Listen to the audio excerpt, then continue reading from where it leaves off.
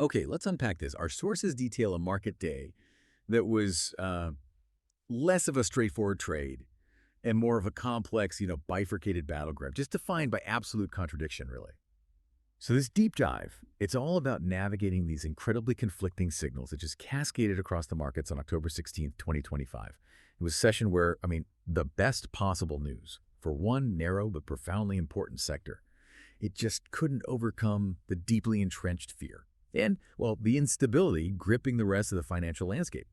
Our mission today is to cut through that noise, try and give you some clarity. We need to analyze exactly how this powerful, high-conviction tech rally, built on the absolute certainty of the AI megatrend, how it completely failed to overcome these broader macroeconomic anxieties and, frankly, systemic weaknesses. It resulted in a day of just extreme divergence between the winners and the losers. We're essentially looking at a market with two entirely different personalities playing out at the same time. And you can see this schizophrenia reflected perfectly in the mixed scorecard of the major indices. The tech-heavy NASDAQ composite, fueled by pure growth enthusiasm, posted solid gains, closed up 0.66%. The broader S&P 500 managed to finish modestly higher, gaining 0.40%. Okay. But then you look at the blue chip benchmark, the Dow Jones Industrial Average, that index of old economy stalwarts, industrials metric, closed marginally lower, down 0.04%. That divergence, right? That gap between the NASDAQ surge and the Dow's hesitation tells you everything. It tells you where money was moving with high conviction and where it was, frankly, running away from a genuine fear. What's really fascinating here is that the market is grappling with the two forces that are almost perfectly opposed. And it's creating a level of stress we haven't seen consistently this year. On one side, you have truly exceptional corporate earnings and forward guidance, particularly from the AI and technology sectors, which are demonstrating this undeniable, secular, almost unshakable growth, regardless of global interest rates. That's the bullish story. That's the narrative. But then on the other side, you have these persistent systemic risks that are just getting harder and harder to ignore. We're talking about things like latent credit issues resurfacing in vulnerable sectors, like regional banks, the ever-present escalating threat of geopolitical tension, especially U.S.-China. And perhaps most critically right now, this crippling information void created by the prolonged government shutdown. So this convergence of fear and growth, it creates what we call a selective market. It's a market that rewards the few perceived winners, the companies that can promise growth irrespective of the economic cycle, and it actively punishes the cyclical and the credit-exposed majority. You really have to pick your spots carefully, and, well, you have to worry about the floor falling out beneath you at any moment. Okay, let's pivot then to the high point of the entire session. The massive driver that hit the wires in the pre-market and just single-handedly launched the tech index. Taiwan Semiconductor Manufacturing Company, TSMC. Shares of TSM acted as, well, the sources called it, an unequivocally strong bullish catalyst for the entire global technology ecosystem. They are the essential bellwether for advanced hardware. And their news was just sensational. Their third quarter results beat consensus estimates pretty much across the board. They reported earnings per share of NT 17.44, which translates to a strong US $2.92 per ADR unit. So a solid beat. That was a good operational win, sure. But the market didn't rally because of the past. It rallied because of the future. TSMC delivered this crucial guidance upgrade, raising its full-year revenue growth forecast to the high side of expectations, landing squarely in the mid-30% range. In US dollar terms, that's huge. Right. And this wasn't couched in, vague optimism or some complex financial engineering. Management explicitly stated the central thesis driving this monumental upgrade. They were very clear. They attributed the strength directly to continued strong demand for our leading-edge process technologies. And then, crucially, hammered home the explicit theme, stating, and this is the quote, "The AI megatrend is strengthening." You can't get a clearer affirmation than that from the ultimate source of supply for these chips. Yeah, and here's where it gets really interesting, right? And why the market treats TSMC's outlook almost like a national economic indicator just for technology. For those maybe unfamiliar, TSMC isn't just a foundry. They are the key foundry, the manufacturer, for virtually all major AI chip designers. NVIDIA, AMD, increasingly others, when they talk about leading-edge process technologies, they're discussing those sub-5 nanometer nodes, the ones absolutely essential for modern high-performance AI accelerators. Exactly. Controlling that manufacturing capacity gives TSMC this, well, unprecedented visibility into the demand pipeline for AI hardware, probably for the next 12 to 18 months, realistically. So if TSMC is raising its guidance to the mid-30% range, it means massive customers are placing massive, durable, likely non-cancelable orders. It provides direct, irrefutable validation of the foundational investment thesis for the entire AI hardware sector. Their outlook isn't just some corporate report. It's a direct and, I'd say, reliable proxy for the robust health and accelerating pace of the whole AI supply chain. And we saw that hardware ripple effect instantly play out. NVIDIA, NVDA, Yeah. obviously a top TSMC customer, the face of the AI chip revolution, it rose 1.3%, noted as a top S&P 500 contributor that day. But the enthusiasm spread much further than just the obvious names. You saw Broadcom, AVGO, Marvell Technology, MRVL, Micron, MU, even Intel, INTC, all companies either involved in the chip design ecosystem or, the memory required to run these models. They all climbed as investors just started pricing in a much healthier, growing demand environment for advanced silicon and all the related components. And the enthusiasm wasn't just confined to the physical chips either. The software side provided some really powerful reinforcement. Salesforce, CRM, they were having their annual conference and gave this massive long-term forecast, projecting revenue to exceed $60 billion by 2030. That's a huge number. And they expect growth to reaccelerate above 10% between 2026 and 2030. So that reinforces the narrative that enterprise spending on cloud platforms, on AI-integrated software, it's a powerful, durable, secular growth trend. It suggests AI adoption is really hitting mainstream enterprise applications now, not just the hyperscalers building the massive models. Okay, so if we connect this to the bigger picture, we see this fascinating AI second-order effect. It's often missed in the headlines. Utilities. Utility showed relative strength on the day. Now, why would boring old utility stocks, right, usually defensive plays, why are they rallying alongside high-growth tech? It's the infrastructure requirement. That's the key. That sector gaining ground is a direct, potential signal of the enormous and often underappreciated power requirements needed for these massive data centers, the ones foundational to this entire AI infrastructure build-out. Training and running these large language models, it's incredibly energy intensive, just consumes vast amounts of electricity. So the market is pricing in not just the chips and the software, but the foundational electricity required to cool and run them. It suggests a long-term structural uplift for power generators, for utility providers. It's a very sophisticated market signal, actually, confirming that the scale of this AI build-out is, unprecedented. But as compelling and powerful as that AI narrative was, and it really was compelling, it simply was not enough to pull the entire market higher. Not even close for some segments. The session was progressively eroded by what we're calling the wall of worry. And these relentless macroeconomic headwinds that just cap those phenomenal tech gains, unless the broader indices really struggling. The primary counter-narrative emerged straight from the financial sector, specifically regional banking. Zion's Bancorp, Zion, fell sharply, very sharply, after they announced they would take a significant $60 million provision for credit losses. And furthermore, they charged off $50 million related to just two specific commercial and industrial loans in their California division. 2 loans, $50 million. Right. And this is critical because it triggers that systemic fear about latent risk just sitting there. When we talk about commercial and industrial, CNI, loans, these are typically used by middle market businesses for capital expenditures, working capital, maybe expansion. And regional banks, unlike the big global money center banks, tend to have these highly concentrated exposures to local economies, to specific real estate types, often including vulnerable commercial real estate, CRE. So the implication here is really twofold. First, the sheer size of that provision relative to the bank's overall size suggests they are proactively bracing for a serious decline in credit quality. They see something coming. Second, charging off $50 million related to just 2 CNI loans in one region. Well, that immediately raises the terrifying specter of localized contagion. The market instantly starts asking, if this is happening to Zions in California, what hidden credit issues are brewing across the entire regional banking system? And boom, the SPDR S&P Regional Bank ETF, KRE, sold off sharply because the market feared Zions was indeed the canary in the coal mine. And it completely overshadowed the earlier seemingly strong earnings from diversified players like Schwab. Right. And adding to that financial instability, uncertainty just kept mounting. Due to these persistent U.S.-China trade tensions, we've been living under this shadow. Lingering threats of further tariffs, which caused volatility earlier in the year. We remember that. But now, Washington seems to be contemplating new, unconventional trade barriers. Treasury Secretary Scott Bessent mentioned the administration was considering setting price floors across certain industries to combat alleged market manipulation by China. This moves way beyond simple tariffs, doesn't it? This sounds like a form of industrial policy. Imposing price floors essentially sets minimum prices for imported goods. It might guarantee some stability for domestic manufacturers, sure, but it represents a serious escalation in economic conflict. That threat of unconventional economic warfare does absolutely nothing to calm investor risk appetite. If the fundamental rules of trade are potentially changing like that, it just introduces massive regulatory uncertainty for global supply chains. And this raises an important and compounding question about market visibility, which right now is basically non-existent. The U.S. government shutdown, now an alarming 16 days old, has created this significant information vacuum. It's halted the publication of critical national-level economic data releases.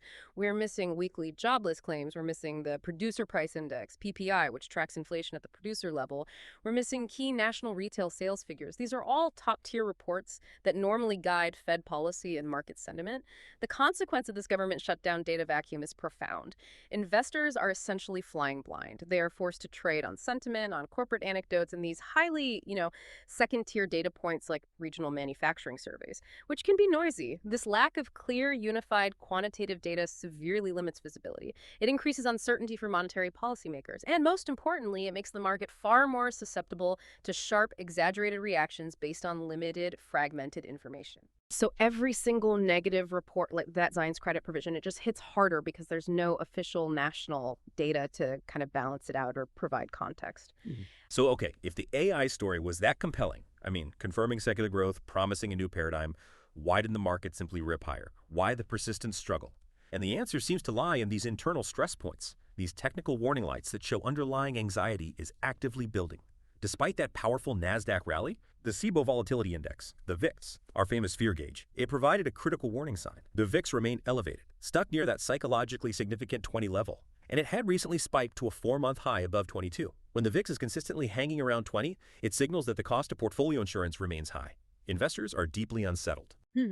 And technically, this is highly worrisome. If you look at the VIX chart itself, it's forming this pattern of higher lows. This means that every time volatility pulls back, it doesn't return to previous periods of calm.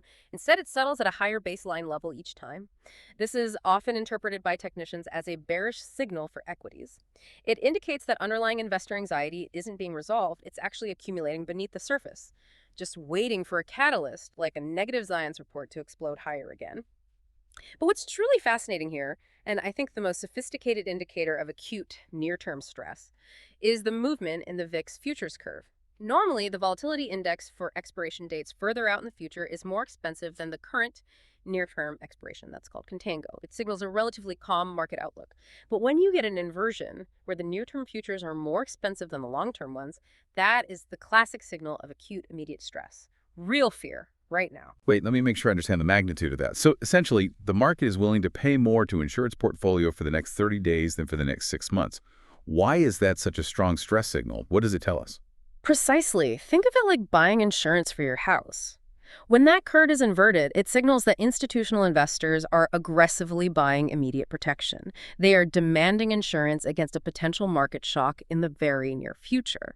They are willing to pay a premium for that short-term hedge because they see specific identifiable risks, like the regional bank situation or maybe the uncertainty around the data backlog materializing in the coming weeks. It confirms that even while portfolio managers are sort of forced to chase the AI growth story, their risk desks are actively and expensively bracing for an immediate downturn. Wow. Okay. And that paranoia, that ties directly into the narrow market breadth we saw, right? The rally wasn't robust or broad-based at all. We saw the NASDAQ rise basically on the back of 5 or 6 major stocks related to the AI theme. NVIDIA, TSMC's ripple effect. This is the classic signature of a selective and, frankly, defensive market structure. When only a handful of large-cap tech stocks are doing all the heavy lifting, the entire upward movement becomes inherently fragile, extremely dependent on just those few names maintaining momentum.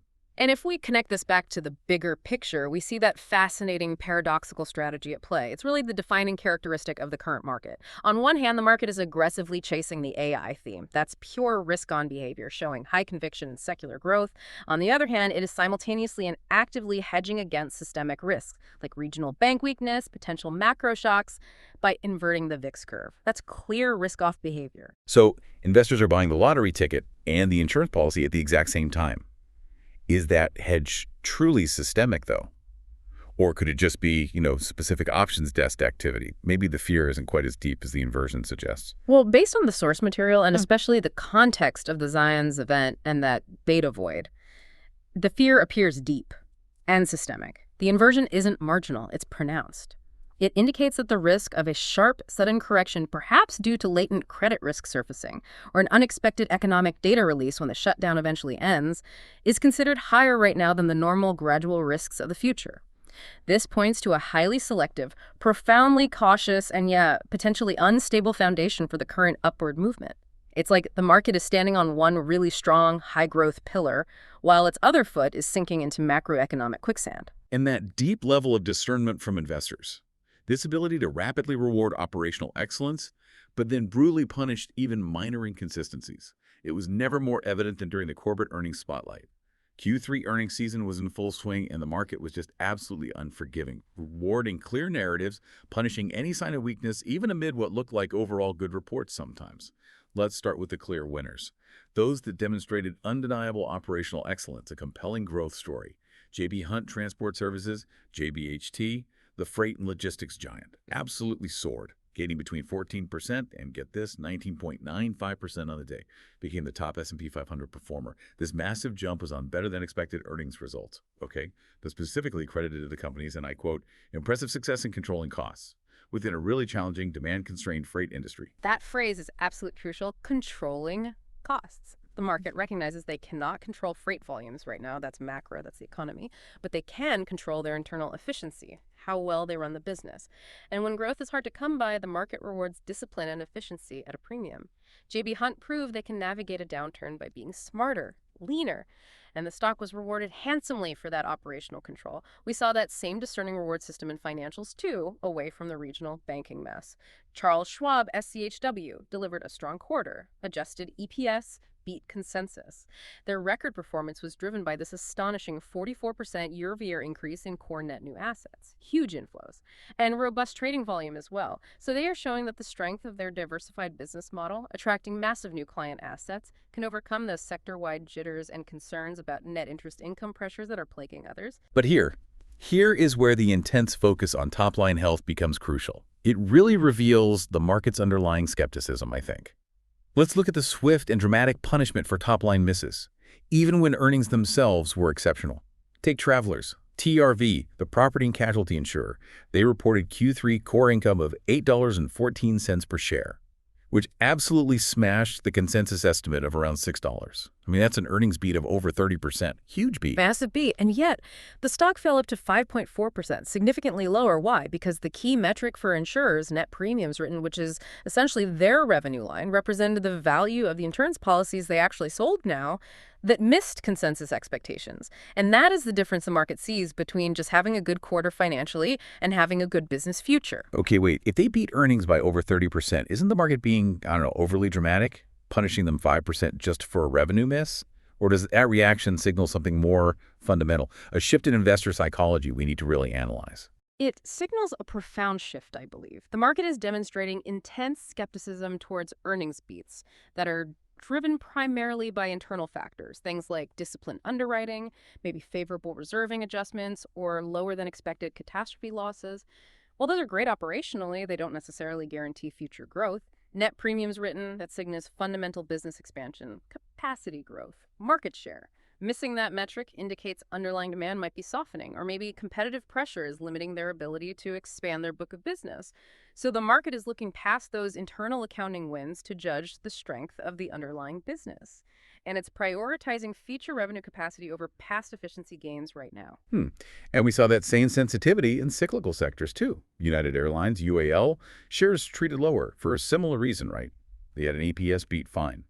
But because an expected revenue miss overshadowed that, investors were just super sensitive to any signs of slowing demand in that cyclically sensitive travel industry. Once again, a revenue growth capacity seems to trump internal cost controls when assessing future prospects in this environment. Exactly. And connecting back to that Zion's contagion fear, BNY Mellon, BK, reported strong results, beat estimates on net interest income, NII, and fee income, looked good on paper, yet their stock saw a muted, maybe even slightly negative reaction. Why? It was entirely overshadowed by the sector-wide concern sparked by that Zion's regional bank news. The fear contagion was just too strong for a single strong money center report to overcome it. Investors were too busy selling the regional bank ETF, the KRE, to properly reward BNY Mellon for their results. So looking ahead, scrutiny is going to be extremely high on the regional banks reporting after hours. specifically Glacier Bancorp, GVCI, and Bank OZK. Investors will be intensely focused on their credit quality metrics, their loan loss provisions, trying to gauge if Zion's credit issues are isolated, maybe just a California problem, or if they represent a true systemic problem brewing in a broader regional banking sector. The sector that has wider exposure to vulnerable loan types like CRE and CNI. We'll also be watching CSX, the freight railroad, specifically for their commentary on cost control and efficiency. Especially following J.B. Hunt's huge success in that area, can they replicate it? And for interactive brokers, IBKR, the focus will be on daily average revenue trades, the DARTs, and net interest income, following Schwab's strong figures there. Any sign of weakness in trading activity or pressure on NI could spark volatility, given the market's newfound nervousness about financial sector stability. Yeah, and the macroeconomic landscape is certainly not helping alleviate any of these underlying concerns. Not at all. The limited economic reports that were actually available, because of the shutdown, they painted two starkly different and contradictory realities. It left investors without any clear, unified narrative upon which to base policy expectations or market direction. The major shockwave, frankly, came from the manufacturing sector.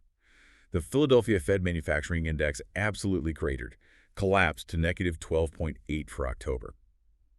Now, to put that catastrophic drop in perspective, analysts were expecting a positive reading. Consensus was plus 9.1, so this was a massive, completely unexpected miss, suggesting an accelerated deterioration in sentiment there. And the implication of a deeply negative reading, like negative 12.8, is pretty clear, right? Contraction. An accelerating slowdown in manufacturing activity across a key industrial region of the U.S. Historically, these regional Fed readings can be powerful predictors of broader economic weakness to come. Unsurprisingly, this immediately bolstered the case for a significantly more dovish Federal Reserve, potentially paving the way for future rate cuts or at least a longer pause as economic activity seems to be slowing sharply. But then, in stark contrast to that almost recessionary signal, we saw the sudden sign of strength, or at least improvement, in the housing sector. The NAHB Wells Fargo Housing Market Index that tracks home builder sentiment, it actually rose to 37, which beat the consensus estimate of 33. This suggests improving sentiment among home builders, possibly benefiting from mortgage rates stabilizing a bit after that period of intense volatility. Okay, let me make sure I have this straight, though. Manufacturing is collapsing in Philadelphia, which screams recession, lower demand for goods. But home builders are feeling better, more willing to break ground on new projects. How are those two fundamentally different realities coexisting in the market's mind, and what does it even mean for the Fed? Well, it creates policy confusion. That's the bottom line. It leaves the Fed and the market looking at two charts, basically. One pointing straight down manufacturing, suggesting rate cuts might be needed soon, and one pointing tentatively up housing, suggesting maybe high rates haven't completely killed demand after all. It just reinforces this idea that the economy is bifurcated, split. Much like the stock market itself, demand for physical goods seems to be slowing rapidly, but maybe the service sector or certain structural needs like housing are showing more resilience. It makes the overall economic trajectory incredibly opaque, very hard to read. And this brings us back full circle, really, to the core challenge, that data void. We are just so reliant on soft data, anecdotes, corporate outlooks, because the government shutdown has suspended critical national statistics, PPI, retail sales, jobs data. Yeah, the impact of this void really cannot be overstated. When the official economic statisticians go silent, qualitative commentary from bellwether CEOs, like that TSMC CEO statement that AI demand is more strong than we thought 3 months ago, that kind of statement temporarily acts as a de facto national economic indicator. It carries immense weight. These qualitative outlooks are literally filling the vacuum left by government statistics, and that dependence is precisely what increases single stock volatility so much. The market is forced to treat every single earnings report, especially from major corporations like TSMC or Salesforce, as if it were a national economic release, amplifying its impact far beyond normal levels. We can often track the market's true underlying sentiment by looking beyond just equities into the cross-asset signals. They often provide a clearer picture of underlying fears than the headline index numbers suggest. Absolutely. And the fixed income market reacted directly and predictably to that weak Philly Fed data. The 10-year Treasury yield eased, fell 3 to 4 basis points, trading around 4.01% to 4.04%. This downward move in yields reflects money flowing into the perceived safety of bonds, driven by increasing expectations for a more accommodative monetary policy stance from the Federal Reserve down the road. Investors are pricing in that recessionary fear from the manufacturing data, which suggests the Fed might have to pause rate hikes or potentially even cut rates sooner than previously expected. Meanwhile, the commodity complex offered a major contradiction to the tech rally's optimism.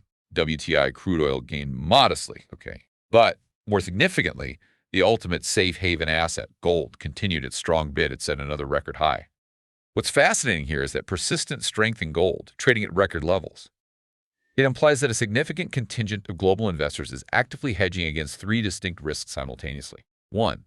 Geopolitical uncertainty, like the U.S.-China tensions. 2. Possibility of future inflation, maybe when central banks inevitably have to cut rates again. And 3. The current, very real risk of economic weakness, as hinted at by the Philly Fed. They are running toward safety, toward monetary preservation, even as the Nasdaq hits new highs fueled by AI.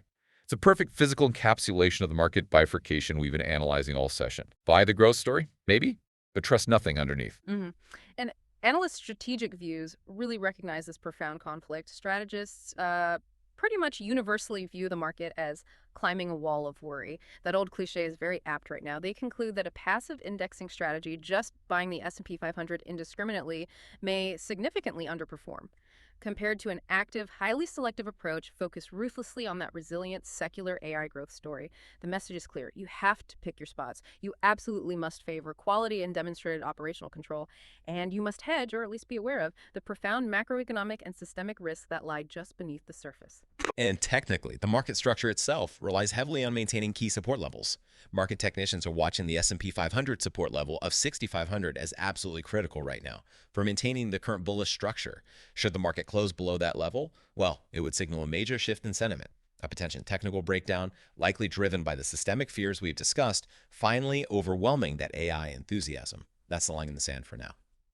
So, let's wrap up this deep dive then. Pull together these threads of divergence. We've seen this powerful tech rally built on high, almost undeniable conviction. TSMC's guidance confirming the AI megatrend is accelerating. That seems real. Yet the underlying market foundation is just flashing serious caution signals everywhere else, evidenced by the VIX inversion signaling acute near-term stress, the sudden return of regional bank jitters sparked by Zions, and that alarming collapse of manufacturing activity in the Philly Fed data. It's a market that passionately loves the high-growth story, but profoundly fears the fragile economic foundation it currently sits on. Yeah, and this raises a really important question you should be considering as you process all this, fragmented information. The current market view, the one that has allowed these AI stocks to flourish, it's pieced together solely from highly selective corporate anecdotes, positive earnings guidance from specific sectors, and these regional surveys. It is fundamentally an incomplete picture of the economy. So what happens when the government finally reopens and the entire backlog of critical national data, initial jobless claims, the producer price index, comprehensive retail sales figures, what happens when that's finally released? Likely in a rapid concentrated burst, a data deluge. Could this unified national data paint a dramatically different, perhaps far weaker economic picture than the fragmented, sort of positive by anecdote picture we have right now? If that data shock reveals systemic national weakness, this massive influx of unified information could trigger a significant and sharp market repricing event, forcing investors to reevaluate the entire macro backdrop almost overnight. That, I think, is the major unquantifiable risk hanging over the head of the current AI-driven rally. That's what keeps people hedging.